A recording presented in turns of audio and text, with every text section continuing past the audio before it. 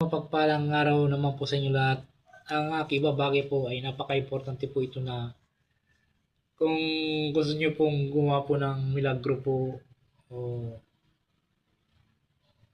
yung gusto niyo po kung nanggagamot po kayo para magmilagro po yung ginagamot niyo po na gumaling, isishare ko po sa inyo ang ginagamit ni Santo Niño bago Santo Niño Jesus na bago gumawa ng milagro po na makakapangyarihan na makapanggamot sa lahat. Wala pong posible kung magagamit nyo po ito. Dapat po dito kung kalimbawa po gagamit po kayo nito, dapat po nakapudir kayo, malabal pondo, bakod para hindi kayo, kasi itong i-share ko po sa inyo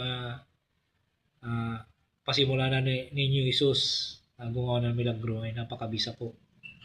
Ito po yung ginagamit ko po na pang araw-araw pong ginagamit bago ka gumamot o gagawa po ng milagro. Pwede nyo po itong gamitin po sa pangkumbati po. Dapat po mag-usal po kayo yung tiwala po kay sarili bago kayo mag-usal po. Narito po ang orasyon po.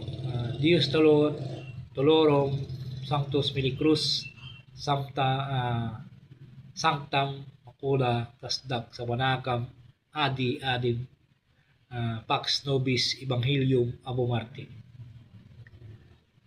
Isang bisis lang po sa akin po. Ulitin ko lang po isang bisis. Dios Tolorum Sanctus Milicruz Sanctam Macula Tasdak Sabanagam Adi Adim Pax Nobis Evangelium Abo Marte. Salin po sa isipan lang po at ipo sa dibdib po ng pakros po.